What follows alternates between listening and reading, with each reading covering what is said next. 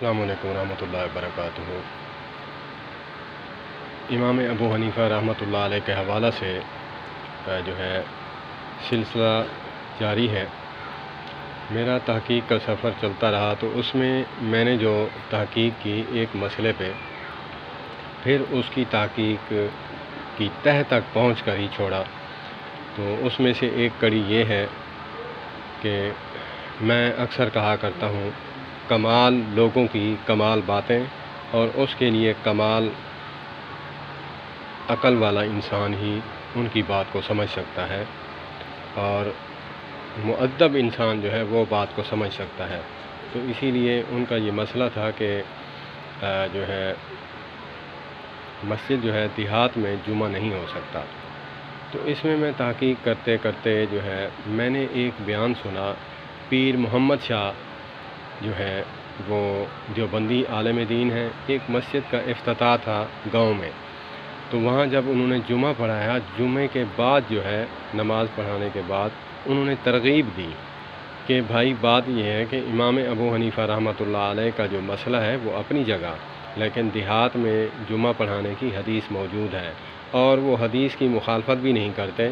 انہوں نے پھر یہ بتایا کہ مسئلہ یوں تھا کہ دو جو ہے ایک ہی گاؤں میں اور ایک ہی جگہ آمنے سامنے ایک مسجد تھی، اور اس کے سامنے جو ہے تنازع کے شکل میں انہوں نے جو ہے وہ دوسری مسجد بنا دی۔ تو حضرت امام ابو حنیفہ رحمۃ اللہ علیہ کے سامنے یہ جب مسئلہ گیا تو انہوں نے مسئلہ بتایا کہ مسجد جو ہے جامع مسجد ہونی چاہیے، وہاں پہ حاکم وقت جو ہے یا خلیفہ جو ہے وہ فیصلہ کرے۔ تو ایسی سچویشن لگا دی کہ دونوں کے لیے جو ہے وہ کنڈم کر دیا کہ اب جب مسجد جو ہے مسجد تب رہتی ہے جب اللہ اور اس کے رسول صلی اللہ علیہ وسلم کی صدا بلند ہو، اور جو ہے ہر مسلک کو آنے کی اجازت ہو۔ جب ایک مولوی نے علامہ صاحب نے ایک بہت ہی پیاری بات کی کہ کہتے ہو کہ حی علی الصلاح حی علی الفلاح، پھر جو ہے بورڈ لگا ہوا ہے، یہاں حنفی آئے گا باقی کا داخلہ ممنوع ہے، اور یہاں اہل حدیث آئے گا، یہاں وہ آئے گا، یہاں وہ آئے گا، تو پھر تخصیص کس ٹائم کی؟ تو اب جب حی علی الصلاح کہتے ہیں تو یہ تو مطلقاً ہے کہ ہر بندہ جو ہے وہ آ سکتا ہے۔ تو اسی لیے امام ابو حنیفہ رحمۃ اللہ علیہ اس سچویشن کو دیکھتے ہوئے کہا کہ جو ہے جمعہ جو ہے وہاں پہ ہو سکتا ہے۔ تو مولانا پیر محمد شاہ صاحب فرماتے ہیں دامت برکاتہم العالیہ کہ مسئلہ ان کا اپنی جگہ اس سچویشن کو دیکھ کے تھا، نہ کہ اس کی حدیث کی مخالفت انہوں نے کی ہے۔ تو آپ جمعہ پہ آئیں، یہ گاؤں کی مسجد ہے، یہاں جمعہ ہوتا ہے، آپ جمعہ پڑھیں، بلا جھجک ہو کے پڑھیں۔ تو میری دل کی تشفی ہوئی، تو یوں مسئلہ ہے، اصل یہ بات تھی۔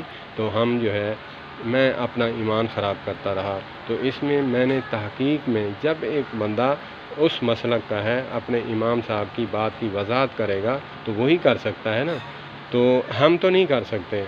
مولانا طارق جمیل صاحب جو ہے نا وہ فرماتے ہیں کہ جس نے کتاب لکھی ہے اگرچہ اس میں غلطی ہے تو وہ پھر اس کتاب لکھنے والا جو رائٹر ہے اس کے پاس جانا چاہیے، نہ کہ اپنی طرف سے باتیں جو ہے نا اس کے پیچھے لگانی چاہیے، یہ غلط لکھا، یہ غلط لکھا۔ تو اس نے کس حساب سے لکھا، کس اینگل سے جو ہے سوچ کر لکھا۔ تو اسی لیے ایک عالم دین تھے، استاد تھے، انہوں نے کتاب لکھی، اپنے شاگرد کو دی جو قابل شاگرد تھا، کہا کہ میری جو ہے نا اس کتاب کو دیکھو، پڑھو۔ تو پھر جب دیکھا تو اس میں کچھ جو ہے منطقی، گرامری یا پھر کس حساب سے جو ہے اس میں کچھ غلطیاں تھیں، تو اس کو ہائی لائٹ کرتے ہوئے اس کو تو مارک کیا۔ تو پھر جب استاد کو کہا کہ میرا جو ہے مجھے ان آیتوں کا یا ان مسائل کا مجھے سمجھ نہیں آئی، آپ مجھے سمجھا دیجیے گا۔ جب انہوں نے کہا کہ یہ ادبی خاطر ملوز رہے اور میری بات پر غور بھی فرمائیں، اس میں جو ہے میں شاگرد ہوں، وہ استاد ہیں۔ تو انہوں نے جب غور کیا کہ یہ مسئلہ اس کو سمجھانا ہے، کیا چیز سمجھ نہیں آئی، تو انہوں نے کہا اللہ اکبر، اللہ پاک اس پہ رحم فرمائے، میری اصلاح فرما دی۔ ادب کے ساتھ جب انسان بات کرتا ہے تو بڑی شخصیت بھی وہ ماننے کو تیار ہو جاتی ہے۔ انہوں نے پھر وہی کتاب دی کہ کہا جہاں تمہیں لگے کہ غلطی ہے میری اصلاح فرما دو، لکھ دو، میں آ کر جو ہے نا اس پر اپنے دستخط کر دوں گا کہ یہ جو ہے میں نے لکھی ہے۔ تو ایسے ہوتے ہیں علماء، ایسے لوگ مؤدب ہوتے ہیں۔ تو اسی لیے ہمیں بھی ادب کے دائرے میں رہتے ہوئے تحقیق کرنی چاہیے، کسی عزت کو جو ہے وہ شخصیت کو جو ہے اچھالنا نہیں چاہیے۔ میں اکثر کہا کرتا ہوں کہ کسی کی پگڑی اچھالنے سے پہلے پھر آپ یہ نہ سوچیے گا کہ آپ کی جو دستار ہے یا پگڑی ہے اتنی مقدس ہے کہ نہ اچھالی جائے۔